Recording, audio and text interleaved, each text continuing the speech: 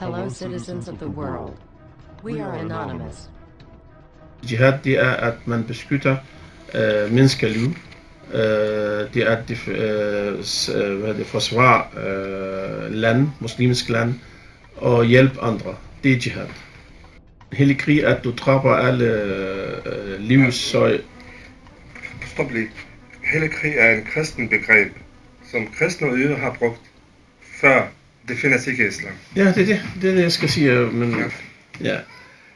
Hellig krig er en kristen og jøder begreb, det er ikke en islamsk begreb. Vi bruger ikke det her hvad er det ord. Vi har ikke det i islam. Vi bruger det hedder jihad, fordi hellig krig, som vi forstår det fra jøder og kristne, det er, at det dræber alle folk, alle mulige ting, kan man sige. Børn, kvinder, dyr, alt muligt. Og så vi har det ikke her. Vi har jihad. Jihad, det er, at man beskytter menneskeliv.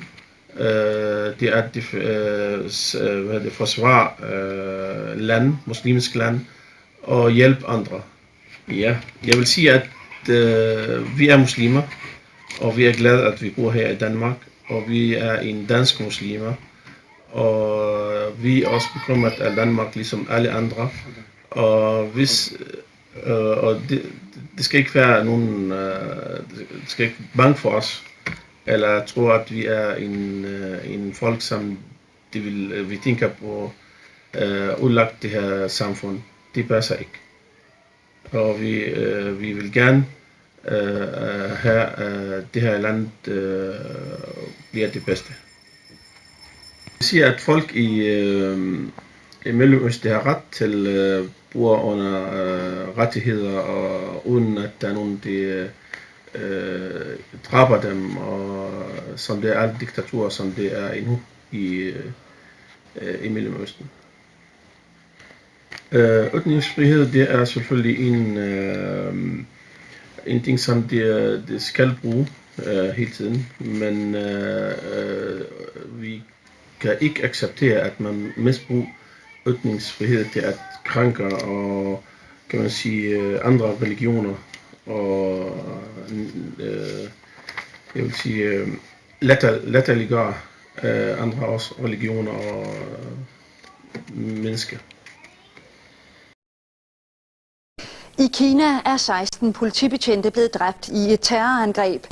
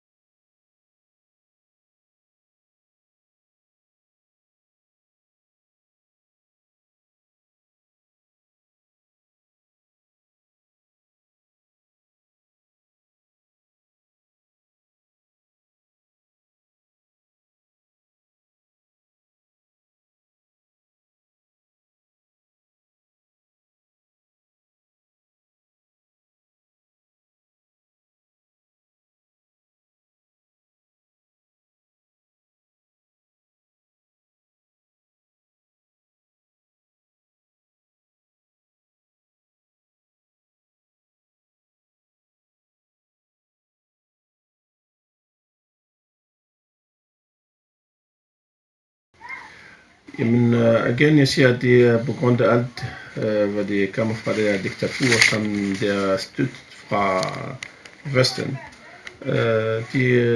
Det presser meget på folk, og så folk de har ret til brug under frihed. Og så derfor folk de vælger, at de vil gerne første gang bruge deres rettighed. Men efter 6 måneder, så fra 2011 cirka, så 6 måneder, det venter at de tager deres rettighed, men alligevel de gør det ikke. Så det vælger den her kamp mod Bashar al-Assad.